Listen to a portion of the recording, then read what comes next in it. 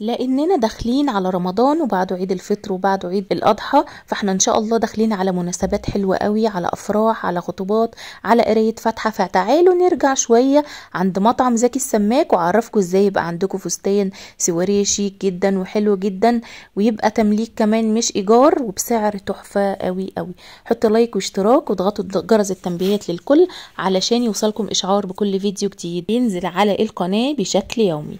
السلام عليكم ورحمة الله وبركاته. ازيكم عاملين ايه؟ يا رب تكونوا بخير وفي احسن حال. دلوقتي معادنا مع اقوى جولاتنا، وهي جولة داخل وكالة البلح تحديدا يوم الاحد. والستاند اللي معانا بحب اطمنكم انه موجود يوميا في المنطقة دي، يعني كل يوم مش بس يوم الاحد، لا ممكن تروحوا يوم الجمعة هتلاقوه، تروحوا في اي يوم في ايام الاسبوع في وكالة البلح عند زكي السماك هتلاقوا الستاند ده، وسعره سعر موحد على كل الفساتين السواريهات اللي هنشوفها مع بعض. احنا يمكن لفينا في وكالة البلح كتير قوي قوي.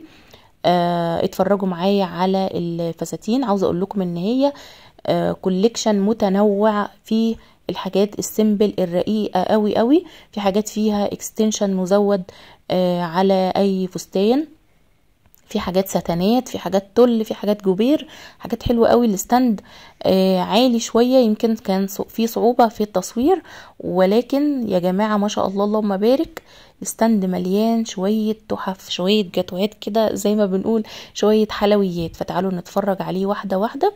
احنا طبعا الفترة اللي فاتت كنت بدور لكم دايما على فساتين سواريه تكون في مكان محدد، لما نروح عليه نلاقي ستاند كده ولا ستاندين فساتين سواريه. في البداية كنت بلاقي دايما عند البريد هناك ناحية الوكالة، لما بنقول وكالة البلح عند الكوبري او ناحية الكوبري او ناحية الاسعاف كده، كنت بلاقي لكم هناك عند البريد بقى استندات فيها فساتين سواريه. بس بقالي فترة كبيرة بروح بدور عليها ما بلاقيهاش تماما، وبقالي كتير جدا، بقالي شهور يعني. وكمان كان في برضو قريب كده ناحية شركة الكهرباء، ولكن بقى ما كناش بنلاقي فساتين كتير، يعني ما كانش بيبقى الستاند مليان، بيبقى كام قطعة كده وبعد كده بنلاقي عبايات. لكن النهاردة انا جايبه لكم الستاند ده من صاحب محل فساتين زفاف وفساتين سواريهات، فساتين افراح اطفالي، كل حاجة موجودة عنده داخل المحل. ولكن هنا هو حاطط ستاند كده قصاد مطعم زكي السماك بالظبط. مفيش بقى اظن كده مفيش اسهل من العنوان ده.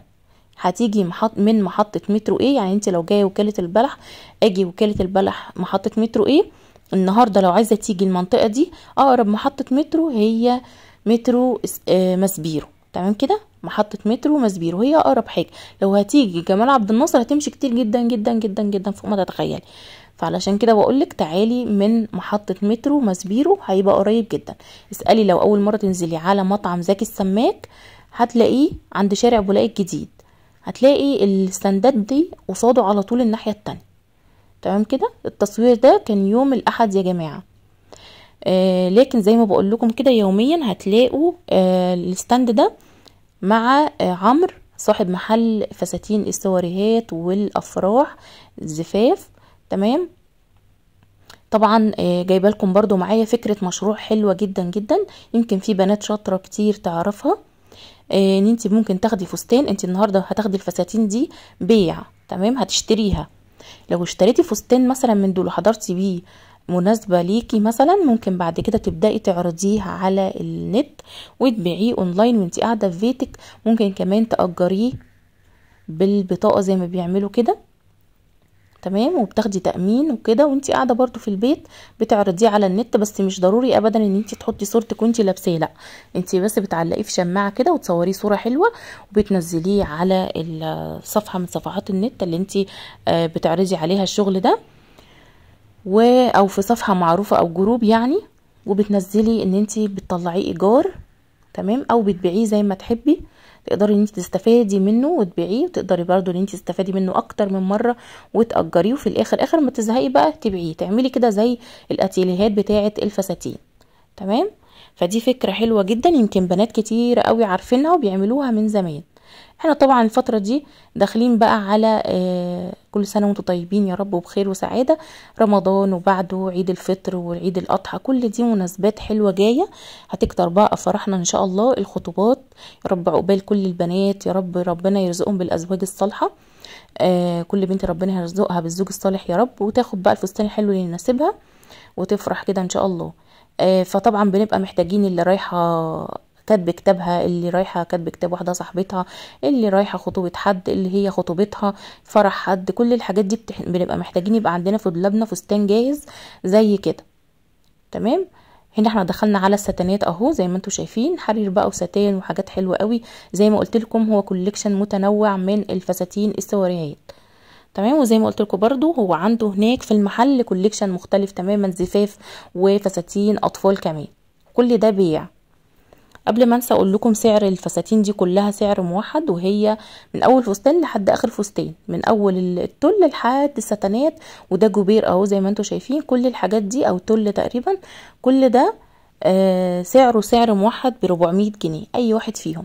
وزي ما انتم شايفين الفساتين لا فيها بقعه ولا نتشه ولا اي حاجه، ما شاء الله اللهم بارك. الفساتين كالجديده، واظن واضح جدا وانا بصور لكم ما شاء الله الحاجات تحف تحف يا جماعه.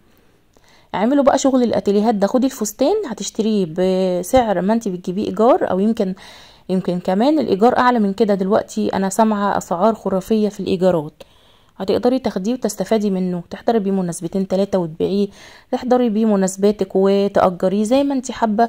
والموضوع بقى سهل قوي، النت خلاص بقى مسهل علينا، الاونلاين مسهل علينا كتير قوي.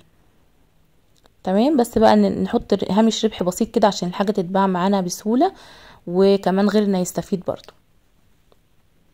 تمام كده.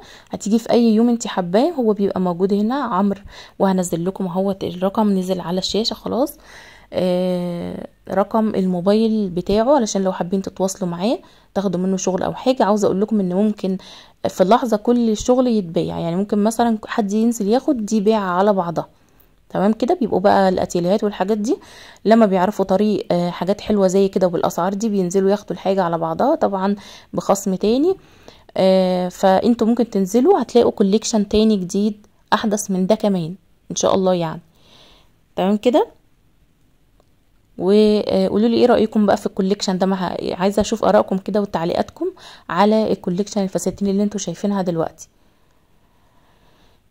بصوا في البدايه انا اصلا كنت مصوره لكم الجزء اللي هو ده الاول ستانات، بعد كده حبيت اجيب لكم من اللي هو نبدا بالفساتين اللي هي عامله زي فساتين الخطوبه شويه، اللي هي بتبقى ليها نفشه كده، فابتديت بيها الاول، وبعد كده جبت لكم بقى الاخر اللي هو الحاجات الحلوه ديت حاجات رقيقه كده تحضروا بيها المناسبات دي، هتبقى حلوه جدا.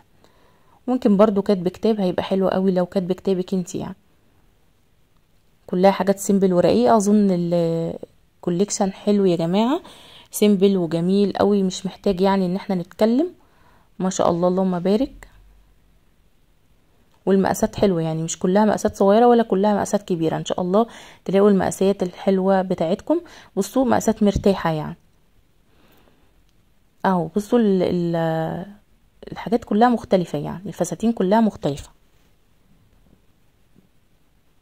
شايفين؟ اظن بقى النهارده الفيديو خفيف كده وظريف، وكمان العنوان سهل قوي قوي زي ما شفتوا معايا قصاد زكي السماك بالظبط هتلاقوا الستاند ده.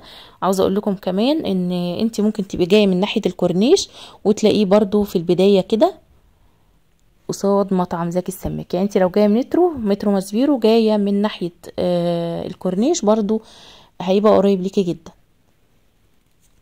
تمام كده. كده احنا يعتبر خلصنا كل الفساتين السواريهات اللي موجوده معانا النهارده. بتمنى يا رب الفيديو يكون عجبكم، واكتبوا لي بقى في التعليقات رايكم النهارده ايه في الجوله بتاعتنا، وايه رايكم لو اصور لكم فساتين سواريهات تاني او زفاف حابين اصور لكم ايه. وقولوا لي كمان رايكم في فكره المشروع اللي قلتها لكم. بتمنى يا رب فيديو النهارده يكون عجبكم وتكونوا استفدتوا كتير. بشكركم جدا حبايب قلبي، شكرا ليكم والسلام عليكم.